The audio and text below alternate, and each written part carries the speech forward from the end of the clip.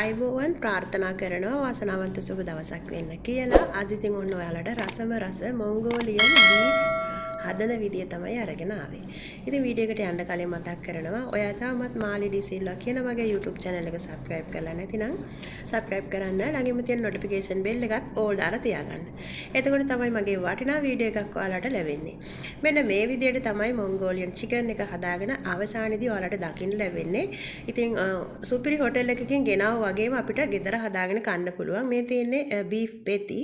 ඒ කියන්නේ හරක් මස් පෙති තමයි අරගෙන තියෙන්නේ. ඊට පස්සේ මේ විදියට චූටියට කපාගෙන තියෙනවා දිගාතට. ඉතින් ඊට පස්සේ මම ඒකේ තෙල් ගතේ යන්න පොඩ්ඩක් කුණු වතුර දාලා තියාගෙන ඊට පස්සේ විනාඩියක් තඹ ගත්තා.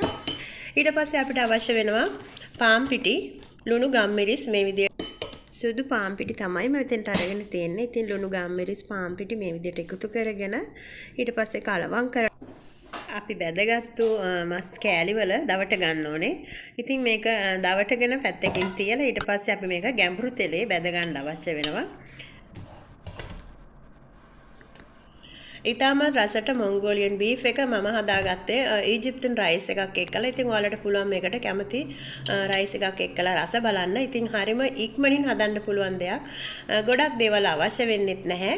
මෙන්න මේ විදිහට තමයි අපි පිටි තවරගෙන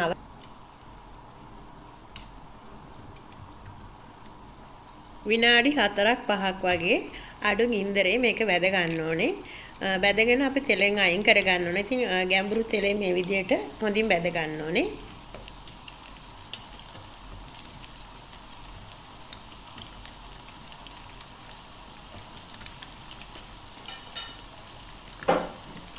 වීඩියෝ එක අතරවාරේ මතක් කරනවා ඔයා තාමත් මාලි ඩීඑස් කියන මගේ FB page එකට එකතු වෙලා නැත්නම් like එකක් දාලා එකතු වෙන්න කියලා ආදරෙන් මතක් කරනවා. ඊට පස්සේ මේ විදිහට ඔක්කොම තෙල් ටිකෙන් බේර ගන්නවා. ඉතින් ගොඩක් ඝනකමට මේක බැදෙන්නේ නැහැ. ඝනකම කවරයක් හිටින්නේ නැහැ මේක බැදෙනකොට. යන්තම් පිටි එකේ තවරගත්තු නිසා ඉක්මනින් බැද ගන්න පුළුවන්.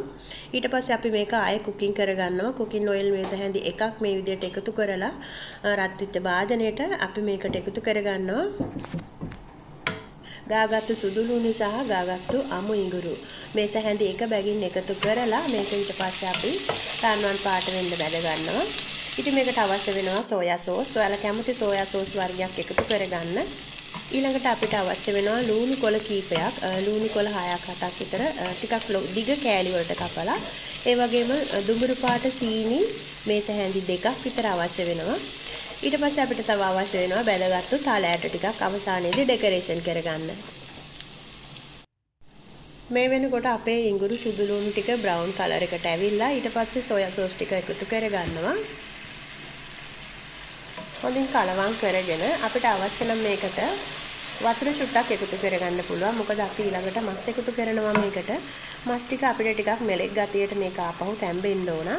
මොකද හයියට නෙමෙයි එක තියෙන්න ඕන, ටිකක් සොෆ්ට් එකට තියෙන්න ඕන.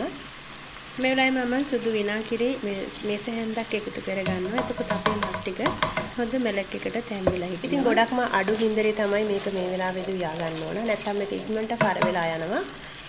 ටෝස්ට් වෙන්න බලනවා. ඒක නිසා අඩුම ගින්දරේ ඊට පස්සේ අපි අපේ බැදගත්තු මස් ටික එකතු කරගන්න ඕනේ.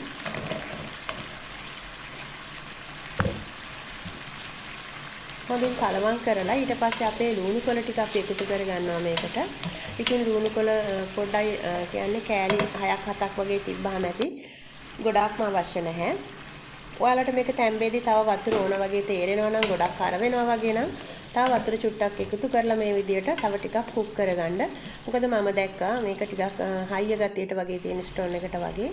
ඊට පස්සේ මම මේකට බ්‍රවුන් සුගර් මේ විදියට එකතු කරගන්නවා.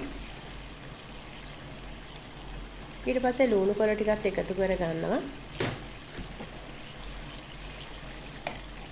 හොඳින් කලවම් කරලා මේක ගොඩක් තම්බන්නේ නැහැ. දැන් ලිප ඕෆ් කරනවා. මොකද මේ ලුණු කොළ ගොඩක් තැම්බෙන්න තියන්නේ මේ වගේ කොළ පාටට හිටින්න තමයි අපි අරගන්නේ. මම දැන් ලිප ඕෆ් කරලා තියෙන්නේ. ඊට පස්සේ අපිට තියෙන්නේ මේක වාජනයකට එකතු කරලා උඩින් තලයට ටිකක් එකතු කරගෙන ඩෙකරේෂන් කරගන්න. වැදගත් තලයට තමයි. ඉතින් හරිම රසයි, ලස්සනයි, ප්‍රණීත ආහාරයක්. ඔයාලටත් පුළුවන් සුදු බතට මේක එකතු කරගෙන රස බලන්න. ඉජිප්තියන් රයිස් එකට තමයි මම මේක හදාගත්තේ.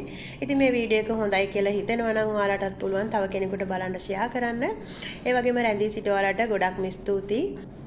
Don't forget subscribe and like, share. Thank you for watching my video. God bless all my friends. See you next video. Bye bye.